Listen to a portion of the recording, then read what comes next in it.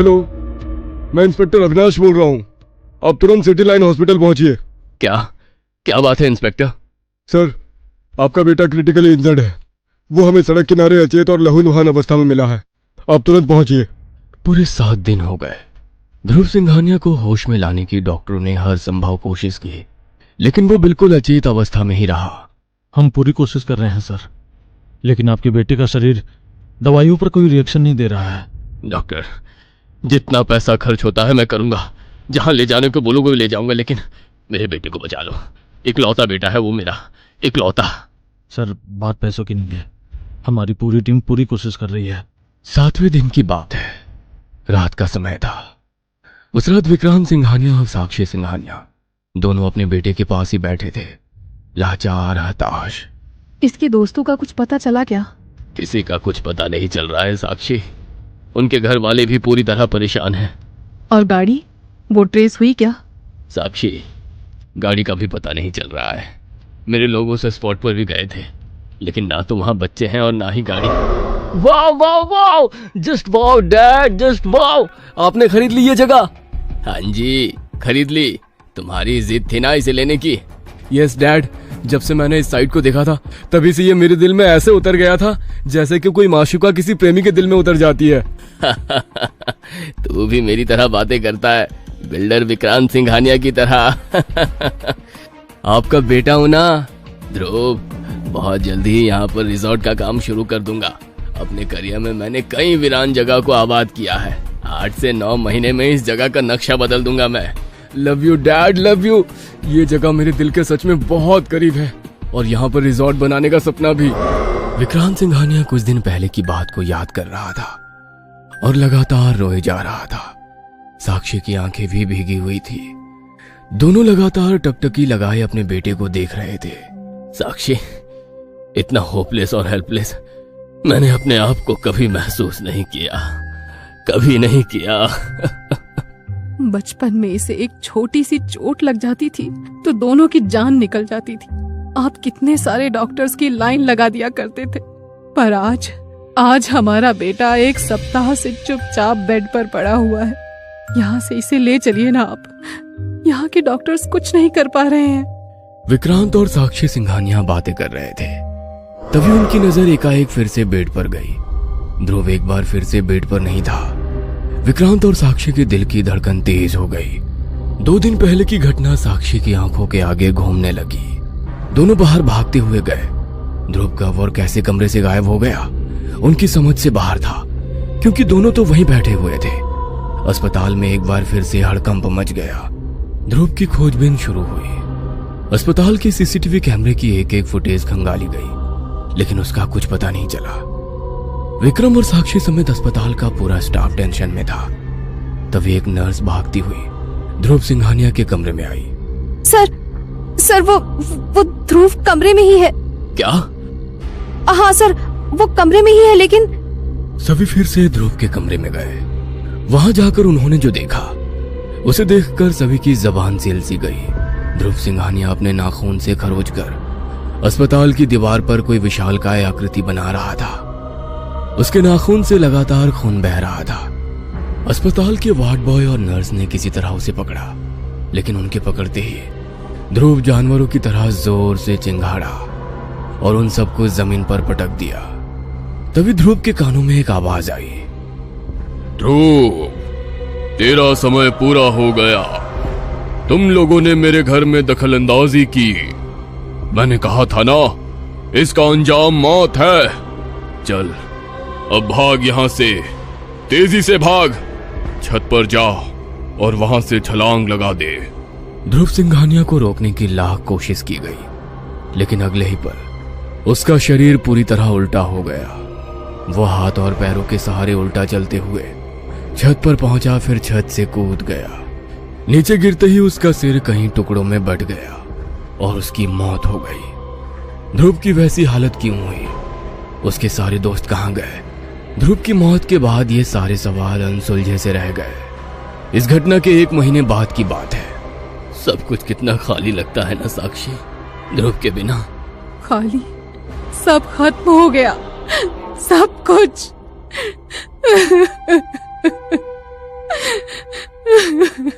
साक्षी, खत्म तो सच में हो गया, लेकिन ध्रुव का एक सपना अधूरा रह गया है।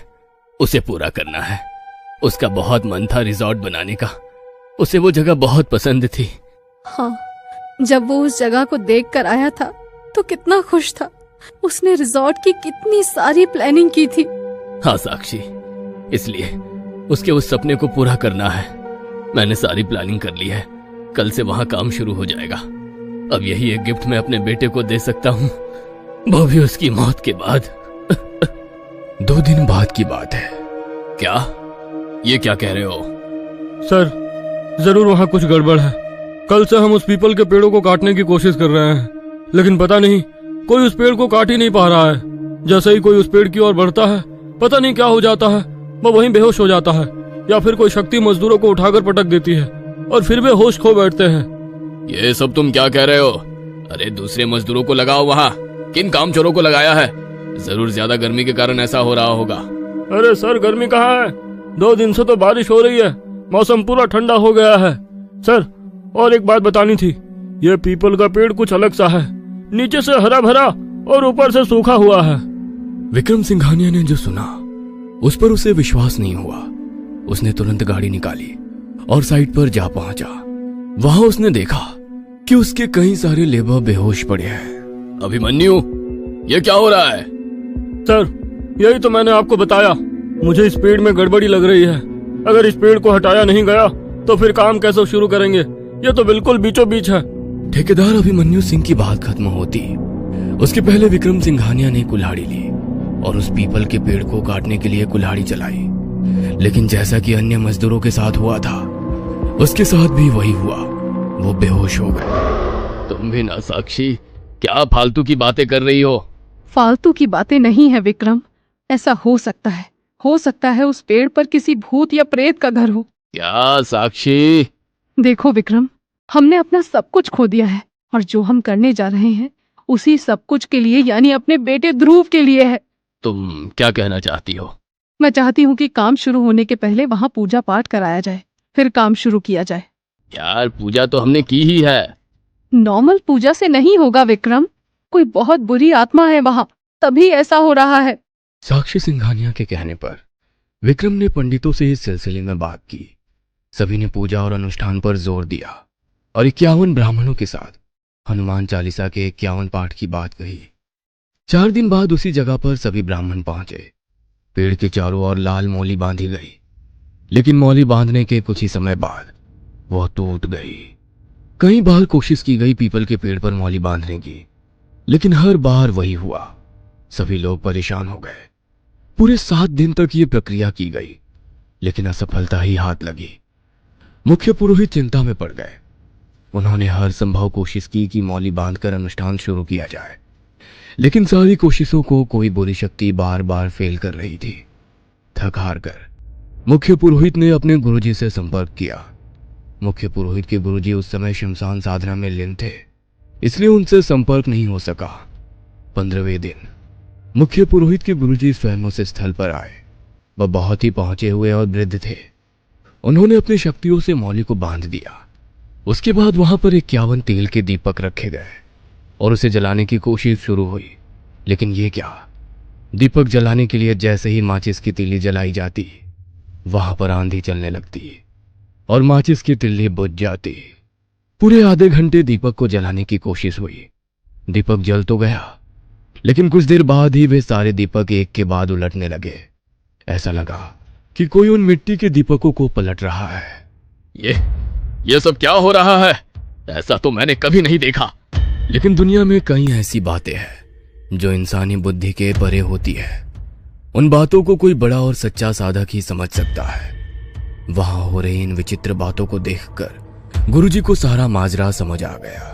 कोई बुरी शक्ति जरूर है इस पेड़ में, जो हमें पूजा से, अनुष्ठान से रोक रही है। वो नहीं चाहती कि हम ये अनुष्ठान करें।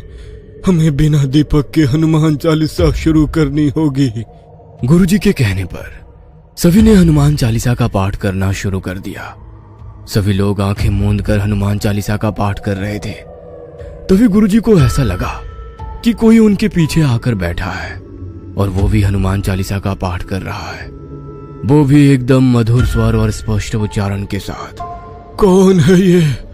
कौन इस तरह हनुमान चालीसा पढ़ रहा है मेरे साथ? मुझसे भी स्पष्ट उच्चारण है इसका। काफी देर तक वो मधुर आवाज आती रही। गुरुजी ने पाठ जारी रखा और अचानक उनके दिमाग में एक बात कौंधी। कहीं इस पेड़ पर कोई ब्रह्म राक्षस तो नहीं रहता? क्योंकि ऐसा तो कोई ब्रह्म राक्षस ही कर सकता है। हे भगवान, अगर ऐसा है तो फिर तो इससे पार पाना असंभव है। ब्रह्म राक्षस है इस पीपल के पेड़ पर। वो मालिक है इसका, उसे किसी ने जगा दिया है। वह बहुत ही शक्तिशाली है, हर कोई उसे नियंत्रित नहीं कर सकता। इसके प्रभाव से हरे भरे वृक्ष भी सूख जाते हैं। ब्रह्म राक्षस, ये क्या होता है गुरुजी? हिंदू धर्म में जो मृतक होते हैं उन्हें उनके कर्मों के अनुसार कई श्रेणियों में बांटा गया है, जिसमें है भूत, प्रेत, पिशाच, ब्रह्म राक्षस, बेताल और क्षेत्रपाल। गुरुजी, ब्रह्म राक्षस का ऐसा नाम क्यों? क्योंकि इस नाम में तो ब्रह्मा और राक्षस दोनों हैं। और क्या ये पीपल के पेड़ पर ही रहते हैं? ये पीपल के पेड़ पर ही निवास करते हैं, क्योंकि ये पेड़ इन्हें बहुत प्रिय होते हैं। ब्रह्म राक्षस वे होते हैं जो जन्म तो ब्राह्मण के कुल में लेते हैं, लेकिन वो बुरे कर्म करते हुए जीवन बिताते हैं। मृत्यु के बाद उनकी आत्माएं भटकती हैं और राक्षस योनि का हिस्सा बन जाती है। पुराणों के अनुसार ब्राह्मणों का जन्म इसलिए होता है कि वो अपने ज्ञान की रोशनी से समाज का उद्धार करें, लोगों को अच्छी सीख दे और समाज को अज्ञानता के चंगुल से बाहर निकाले। लेकिन अगर ब्राह्मण उस ज्ञान का उपयोग दूसरों को परेशान करने, ठगने, अपने इच्छाओं या कामनाओं की पूर्ति करने या धन इकट्ठा करने के लिए करते हैं, तो वो अपने मार्ग से भटक जाते हैं और मृत्यु के पश्चात ब्रह्म राक्षस बन जाते हैं। हालांकि ब्रह्म राक्षस बनने के बाद भी वे वेदों और पुराणों के प्रकांड पंडित होते हैं। मांसाहार से उन्हें चिढ़ होती है, क्योंकि वे होते तो ब्राह्मण ही है, वो भी बहुत ही उच्च कोटि और कुल के। कुल मिलाकर ब्रह्म राक्षस ब्राह्मण और राक्षस का मिश्रण होते हैं। मनुस्मृति के 12वें अध्याय के 60वें श्लोक में लिखा है, संयोगम पति तैर गत्वा परशुवेव च योषितम अपहत्व च विपर्सवम भवति ब्रह्म राक्षसः। अर्थात जो भी व्यक्ति किसी चरित्रहीन नारी के साथ संबंध बनाता है या दूसरे की स्त्री के साथ संबंध बनाता है या किसी ब्राह्मण का धन हरण करता है, तो वो ब्रह्म राक्षस होते हैं। 500 साल पहले प्रथमे नार्जिता विद्या, द्वितीय नार्जिता धनम, तृतीय नार्जिता कीर्ति, चतुर्थे किम करिष्यति, जिसमें प्रथम अर्थात ब्रह्मचर्य आश्रम में विद्या अर्जित नहीं की, द्वितीय अर्थात गृहस्थ आश्रम में धन अर्जित नहीं किया, तृतीय अर्थात वानप्रस्थ आश्रम में कीर्ति अर्जित नहीं की, वो चतुर्थ अर्थात संन्यास आश्रम में क्या करेगा? वाह वाह देवदत्त वाह, हमें आप पर गर्व है। हमें गर्व है कि आप हमारे शिष्य हैं। इतना शुद्ध पाठ आपने तो सारे श्लोक बहुत ही अल्प समय में कंठस्थ कर लिए हैं। गुरुदेव, ये तो आपकी कृपा है, यह आपका परिश्रम है देवदत्त। 500 साल पहले देवदत्त नाम का ब्राह्मण अपने गुरुदेव अंगाचार्य जी के आश्रम में रहकर शिक्षा ग्रहण कर रहा था। देवदत्त पर मां सरस्वती की कृपा थी। वो जो भी पाठ एक बार पढ़ता उसे याद हो जाता। उसने बहुत ही कम समय में वेदों पुराणों का अध्ययन कर लिया। उसने अस्त्र शस्त्र समेत तंत्र मंत्र में भी अपने को पारंगत कर लिया। उसके गुरु हमेशा उसकी प्रशंसा करते। उसकी विद्या के सामने कोई भी नहीं टिकता। लेकिन धीरे धीरे देवदत्त को अपनी इस विद्या पर घमंड हो गया। वो लोगों को नीचा दिखाने लगा। वो न सिर्फ लोगों को नीचा दिखाता बल्कि अपने ज्ञान का ध्वंस भी जमाता। तुम जानते हो हम कौन हैं? पता है तुम्हें? देवदत्त नाम है हमारा, देवदत्त। मेरे आगे अच्छे अच्छे पानी भरते हैं। उच्च कोटि का प्रकांड विद्वान हूं, कई शक्तियों का स्वामी हूं, बड़ी बड़ी शक्तियां दास है हमारी। इसका क्या अर्थ है? आप मनमानी करेंगे? हाँ करूंगा, जो करना है कर लो। देखिए, आपने जो धन मुझसे ऋण लिया है कृपया वापस कर दें। नहीं करूंगा। जब तक वो धन तुम्हारे पास था वो तुम्हारा था, अब वो हमारा है। चलो अब निकलो यहां से, नहीं तो मंत्रों की शक्ति से अपाहिज बना दूंगा, या नहीं तो मिट्टी का ढेर। देवदत्त की मनमानी बढ़ती जा रही थी। एक बार की बात है, देवदत्त कहीं से वापस लौट रहा था तो उसे नदी किनारे एक विवाहित महिला जिसका नाम विद्या था वो नहाते हुए दिख गई। अद्भुत, क्या सुंदर महिला है ये। इसका रंग दूध की तरह है, इसके काले बाल आसमान में छाए बादलों की तरह दिख रहे हैं। हमें इस स्त्री के सौंदर्य के रसपान की इच्छा हो रही है।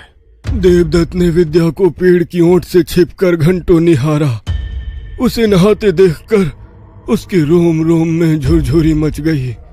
विद्या जब नहाकर बाहर निकली तो देवदत्त ने उसका हाथ पकड़ लिया। कहाँ जा रही हो सुंदरी? कौन हो तुम? तुमने इस तरह मेरा हाथ कैसे पकड़ लिया है? देख नहीं रहे हो मैं एक विवाहित स्त्री हूँ। दिख तो रहा है, लेकिन हमारा हृदय तुम्हें देखकर मचल रहा है सुंदरी। देखो, हमें अपने सौंदर्य का पान करने दो, हमें अपने आलिंगन में भर लो। ये कहकर देवदत्त ने विद्या को बलपूर्वक अपने आलिंगन में लेना चाहा, लेकिन विद्या ने उसके गाल पर थप्पड़ जड़ दिया। मूर्ख स्त्री, तुम्हें पता नहीं तुमने क्या किया है। तुमने सांप के बिल में हाथ डाला है। अब देखो इस जहरीले सांप का विष तुम्हारे जीवन में क्या उथल पुथल लाता है। देवदत्त अनेक शक्तियों का स्वामी था, उनमें कई शक्तियां मायावी भी थी। उसने उन्हीं मायावी शक्तियों के बदौलत अपना रूप विद्या के पति का बनाया और छल पूर्वक उसका शील भंग कर लिया, लेकिन विद्या को इस बात का पता लग गया। हे ईश्वर, ये क्या हो गया? क्या हो गया हमसे? ये इतना बड़ा अनर्थ हो गया हमसे। घृणा आ रही है हमें अपने आप से। विद्या इस बात से इतना आहत हुई कि उसने स्वयं को समाप्त करने का निर्णय ले लिया और पहाड़ी की ऊंची चोटी से कूदकर उसने देवदत्त को यह श्राप दिया कि उसने छल से उसका शील भंग करके बहुत बड़ा पाप किया है, इसलिए उसकी मृत्यु भी भयानक होगी और मरते समय वो अपनी सारी विद्या भूल जाएगा। भूल जाएगा वो अपनी सारी विद्या, भूल जाएगा। उसने महापाप किया है, महापाप। शक्तियों का दुरुपयोग किया है उसने। विद्या की मृत्यु के तीसरे दिन ही देवदत्त जब हर दिन की तरह नदी में स्नान करने गया तो उस दिन कई सारे मगरमच्छों का झुंड उसकी तरफ बढ़ गया। अचानक से इतने मगरमच्छों को देखकर देवदत्त को बहुत आश्चर्य हुआ। ये इतने सारे मगरमच्छ यहाँ कहाँ से आ गए? मैं तो हर दिन यहाँ स्नान करता हूँ। कोई बात नहीं, अभी इन्हें बताता हूँ। देवदत्त मगरमच्छ को देखकर हैरान था और उनसे पार पाने की कोशिश करने ही वाला था कि उसके पहले ही मगरमच्छों ने उसके टुकड़े टुकड़े कर दिए। हालांकि देवदत्त ने मगरमच्छों से बचने के लिए अपनी विद्या, अपने मंत्रों को याद करने की बहुत कोशिश की, लेकिन वो असमर्थ रहा। मुझे कुछ याद क्यों नहीं आ रहा? मेरी सारी शक्तियां, मेरी मायावी शक्तियां, मेरे मंत्र, मेरे तंत्र, अरे ये क्या हो गया? मुझे क्या हो गया है? मृत्यु के बाद अपने बुरे कर्मों के कारण देवदत्त ब्रह्म राक्षस बन गया। विक्रम बेटे, ये देवदत्त ही है जो इस पीपल के पेड़ पर निवास कर रहा है। बेटे एक बात और, इसे तुम्हारे बेटे और उसके दोस्तों ने जगाया है, इसीलिए इसने सभी को मार दिया। क्या? इसने ही ध्रुव को मारा? इसने ही उसके दोस्तों को मारा? हाँ, इसने ही मारा, लेकिन यह तो सालों से यहाँ पर पड़ा अपने कर्मों का फल भोग रहा था। 500 साल से ये भटक रहा है, इसे तुम्हारे बेटे ने जगा दिया। उसके बाद गुरुदेव ने ध्रुव और उसके दोस्तों की सारी कहानी बताई। ओह, ये क्या हो गया? क्या भूल हो गई हमसे? हम इंसानों के साथ यही दिक्कत है।